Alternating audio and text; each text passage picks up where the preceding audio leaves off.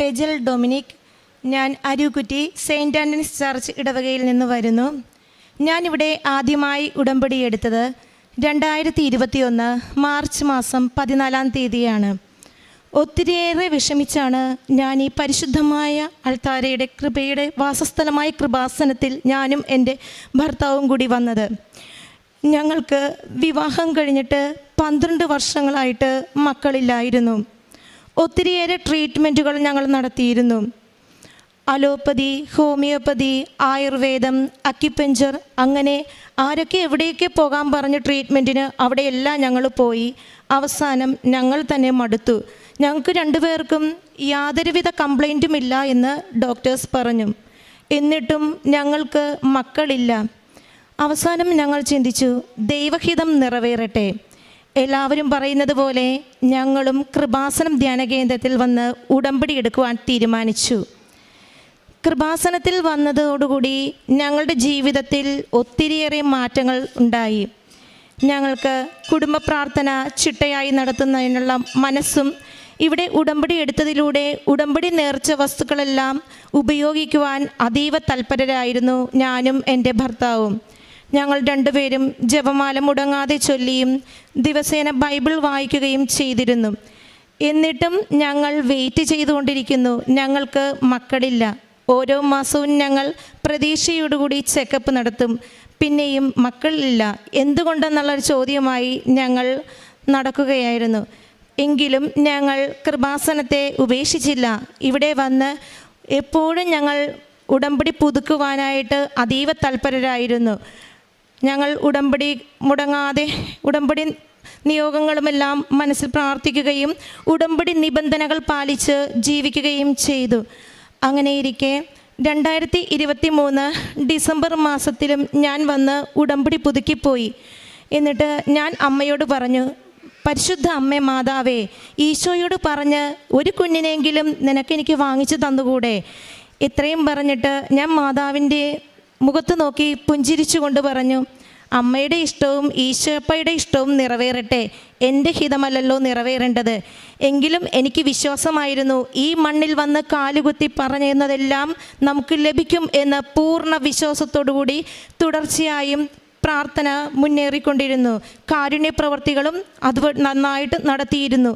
അങ്ങനെയിരിക്കെ അത്ഭുതമെന്ന് പറയുന്ന പോലെ എനിക്ക് ഏപ്രിൽ മാസം വലിയൊരു അത്ഭുതമായ ഒരു പോസിറ്റീവ് കിട്ടി. എനിക്ക് പ്രഗ്നൻസി പോസിറ്റീവ് എന്നുള്ള റിസൾട്ട് കിട്ടുകയുണ്ടായി. അങ്ങനെ എനിക്ക് വിശ്വാസമായി, അമ്മയാണല്ലോ ഈശോയോട് പറഞ്ഞ് എനിക്ക് ഈ കുഞ്ഞിനെ തന്നിരിക്കുന്നത്. അങ്ങനെ എൻ്റെ ഉദരത്തിൽ എപ്പോഴും ഞങ്ങൾ കരങ്ങൾ വെച്ച് പ്രാർത്ഥിക്കുകയായിരുന്നു. ഒരു 3 മാസം ശേഷം എനിക്ക് ചെറിയ രീതിയിൽ ബ്ലഡ് സ്പോട്ടിങ് കണ്ടു തുടങ്ങി. അത് കുറേശ്ശെയായി ബ്ലീഡിങ്ങിലേക്ക് ആയി. അങ്ങനെ ചെറിയൊരു സങ്കടം, മാനുഷ്യമായി ചിന്തിച്ചു കഴിഞ്ഞാൽ നിരാശയായി. മാതാവ് തന്ന കുഞ്ഞാണ്. പിന്നെയും ഒരു വിശ്വാസം, അമ്മ ഈശോയോട് ചോദിച്ച് വാങ്ങിച്ചു തന്ന കുഞ്ഞാകുമ്പോൾ അമ്മയും ഈശോയും കൂടി കുഞ്ഞിനെ പ്രൊട്ടക്റ്റ് ചെയ്യുമെന്നുള്ള വിശ്വാസത്തോടു കൂടി ഞങ്ങൾ പ്രാർത്ഥന തുടർന്നു. അങ്ങനെ ഇടപ്പള്ളി അമൃത ഹോസ്പിറ്റലിൽ സ്കാനിങ് ചെയ്തു. എങ്ങനെ ഈ ബ്ലഡ് സ്പോട്ടിങ്ങും ബ്ലീഡിങ്ങുമായെന്ന് ഡോക്ടേഴ്സിന് പോലും കണ്ടുപിടിക്കുവാൻ സാധിച്ചില്ല. ഞാൻ ചോദിച്ചു, എൻ്റെ കുഞ്ഞിന് വല്ല കുഴപ്പമുണ്ടോ? ഒരു കുഴപ്പവുമില്ല, നിങ്ങളുടെ വിശ്വാസം നിങ്ങളെ രക്ഷിച്ചിരിക്കുന്നു എന്ന് ഡോക്ടറും പറഞ്ഞു. അങ്ങനെ നേർച്ച വസ്തുക്കൾ, ഉടമ്പടി നേർച്ച വസ്തുക്കളെല്ലാം ഞാൻ ഉടമ്പടി തൈലവും ഉപ്പും ഞാൻ നിരന്തരം ഉപയോഗിച്ചിരുന്നു. ഒരു ദിവസം ഞാനൊരു 10 തവണ 15 തവണ, എനിക്ക് തന്നെ അറിയില്ല, എനിക്ക് എപ്പോൾ ബുദ്ധിമുട്ട് തോന്നുന്നു അപ്പോൾ ഞാൻ എൻ്റെ അടിവയറ്റിൽ ഉടമ്പടി തൈലം വിശ്വാസ പ്രമാണം ചൊല്ലി പുരട്ടി പ്രാർത്ഥിച്ചിരുന്നു. ഉടമ്പടി ഉപ്പും ഞാൻ ഉപയോഗിച്ചിരുന്നു. അതിൻ്റെ എല്ലാ ഫലമായി എൻ്റെ ബ്ലീഡിങ്ങിന് ഒത്തിരി ആശ്വാസവും ഉണ്ടായി. അങ്ങനെ എനിക്ക് 2024 ഡിസംബർ 17 തീയതി ഈശോയും പരിശുദ്ധ അമ്മ മാതാവും കൂടി ഒരു പെൺകുഞ്ഞിനെ നൽകി അനുഗ്രഹിച്ചു. രണ്ടാമത്തെ സാക്ഷ്യം എനിക്ക് പറയുവാനുള്ളത്, കേറ്ററ്റ് എക്സാം വിജയിച്ചതിനെ തുടർന്നാണ്. 3 തവണ പരാജയപ്പെട്ടു. അങ്ങനെ ഞാൻ വിചാരിച്ചു, ഇനി എൻ്റെ കഴിവ് കൊണ്ടൊന്നും എനിക്ക് നേടാൻ സാധിക്കില്ല. ഈശോയ്ക്ക് ഇഷ്ടമുണ്ടെങ്കിൽ അധ്യാപകർക്കുള്ള യോഗ്യതാ പരീക്ഷയായ കേറ്ററ്റ് എക്സാം എനിക്ക് പാസ്സാകാൻ സാധിക്കട്ടെ. ഈശോ തീരുമാനിക്കട്ടെ. എൻ്റെ കഴിവ് കൊണ്ട് എനിക്കൊന്നും നേടുവാൻ സാധിച്ചിട്ടില്ല.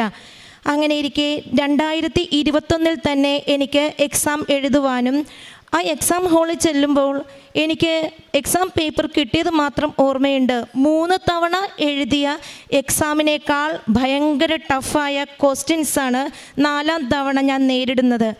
അപ്പോൾ ഞാൻ വിചാരിച്ചു, മാതാവേ, ഇത് എനിക്ക് ഒരിക്കലും പാസ്സാകാൻ സാധിക്കില്ല. എന്തെങ്കിലും അത്ഭുതം നിനക്ക് മാത്രം പ്രവർത്തിക്കുവാൻ സാധിക്കുകയുള്ളൂ.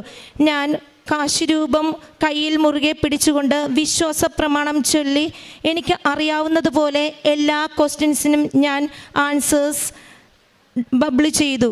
പിന്നീട് എനിക്ക് വീട്ടിൽ വന്നു. 2 ദിവസം കഴിഞ്ഞ് അതിൻ്റെ ആൻസേഴ്സ് എല്ലാം നോക്കിയപ്പോൾ എനിക്ക് 82 മാർക്സ് വേണ്ട സ്ഥാനത്ത് 72 മാർക്സേ ഉള്ളൂ. അപ്പോൾ ഞാൻ ഓർത്തു, മാതാവേ, ഞാൻ തോറ്റുപോയോ? അങ്ങനെ ഞാൻ നിരാശയിരിക്കെ കൃപാസനത്തിലേക്ക് ഞാൻ ഫോൺ ചെയ്ത് മധ്യസ്ഥ പ്രാർത്ഥന ആവശ്യപ്പെട്ടു. അന്നേരം ഫോൺ അറ്റൻഡ് ചെയ്ത സിസ്റ്റർ എന്നോട് പറഞ്ഞു, മോള് സാക്ഷ്യം പറയാൻ ഒരുങ്ങിക്കോളൂ. മാതാവ് ഈശോയോട് പറഞ്ഞ് നിനക്ക് വേണ്ട 82 മാർക്ക് വാങ്ങിച്ചു തന്നിരിക്കും. ഞാൻ അങ്ങനെ നിരന്തരം പ്രാർത്ഥിച്ചു.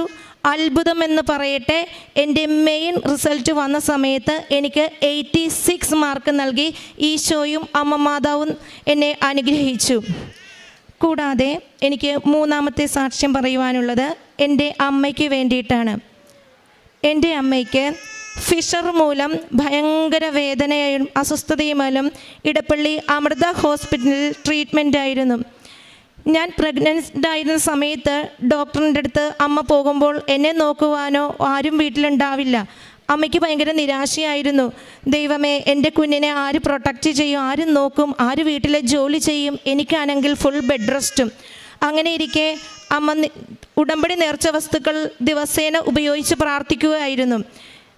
പിന്നീട് ഒരു ദിവസം ഡോക്ടറിനെ കണ്ടപ്പോൾ ഡോക്ടർ പറഞ്ഞു, വിഷമിക്കാനൊന്നുമില്ല, മരുന്ന് കൊണ്ട് ഇത് നമുക്ക് മാറ്റാവുന്നതേ ഉള്ളൂ, സർജറിയൊന്നും വേണ്ട എന്ന് പറഞ്ഞു. അങ്ങനെ അമ്മ മരുന്നുകൾ തുടർന്നു. പക്ഷേ ഉടമ്പടി നേർച്ച വസ്തുക്കൾ ഉപയോഗിച്ച് പ്രാർത്ഥിച്ചതിൻ്റെ ഫലമായി അമ്മയ്ക്ക് ഇപ്പോൾ മരുന്നുകളൊന്നുമില്ല, പൂർണ്ണ സൗഖ്യം ലഭിച്ചു. ഇത്രയും വലിയ അനുഗ്രഹങ്ങൾ നൽകിയ ഈശോയ്ക്കും പരിശുദ്ധ അമ്മ മാതാവിനും കോടാനുകോടി നന്ദി. പിന്നീട് ഞാൻ ചെയ്തിരിക്കുന്ന പ്രേക്ഷിത പ്രവർത്തനങ്ങൾ, കൃപാസനം പത്രം എല്ലാ മാസവും ഞാൻ മുടങ്ങാതെ മേടിക്കുമായിരുന്നു. എനിക്ക് വരുവാൻ പറ്റാതിരുന്ന സാഹചര്യങ്ങളിൽ എൻ്റെ പ്രഗ്നൻസി പീരീഡ് എൻ്റെ ഹസ്ബൻഡും എൻ്റെ കൂടെ ഉണ്ടായിരുന്ന സഹപ്രവർത്തകരും വന്ന് വാങ്ങിച്ച് എനിക്ക് തരുമായിരുന്നു. അങ്ങനെ ഞാൻ ആ ടൈമിലെല്ലാം എനിക്ക് ബെഡ് റെസ്റ്റ് പറഞ്ഞ സമയത്ത് പോലും ഞാൻ എൻ്റെ അമ്മ മാതാവിൻ്റെ ഈശോയുടെയും കൃപാസനം പത്രം എനിക്ക് പറ്റുന്ന എല്ലാ സ്ഥലങ്ങളിലും ഞാൻ കൊണ്ടുപോയി വിതരണം ചെയ്യുമായിരുന്നു. കൂടാതെ ഗവൺമെൻറ് ഹോസ്പിറ്റലിൽ പത്രം കൊണ്ടുപോയി ഞാൻ ഓരോ രോഗിയുടെയും കിടക്കയുടെ അരികിൽ വെച്ച് പ്രാർത്ഥിക്കുകയും അവർക്ക് വേണ്ടുന്ന സഹായവും എന്നാൽ കഴിയുന്നത് ഞാൻ ചെയ്യുമായിരുന്നു. എൻ്റെ കയ്യിൽ എത്ര രൂപ ഉണ്ടെന്ന് പോലും ഞാൻ നോക്കാതെ, എൻ്റെ ബസ് ഫെയർ പോലും എനിക്ക് തിരിച്ചു വരുവാൻ ഉണ്ടോ ഇല്ലയോ എന്ന് പോലും നോക്കാതെ, എനിക്ക് എത്ര രൂപ എൻ്റെ കയ്യിലുണ്ടോ, എൻ്റെ പേഴ്സിലുണ്ടോ, അത്രയും എമൗണ്ട് ഉള്ളതെല്ലാം ഞാൻ എൻ്റെ മുമ്പിലുള്ള രോഗികൾക്ക് ഞാൻ കൊടുത്തിരുന്നു.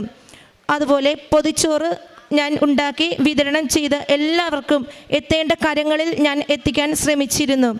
കൂടാതെ ഓൾഡ് ഏജ് ഹോമിൽ ഞാൻ പോയി അമ്മമാരെ കുളിപ്പിക്കുമായിരുന്നു. ഇത്രയും എനിക്ക് ചെയ്യുവാൻ സാധിച്ചിരുന്നതിന് ഞാൻ ഈശോയ്ക്കും മാതാവിനും നന്ദി പറയുന്നു.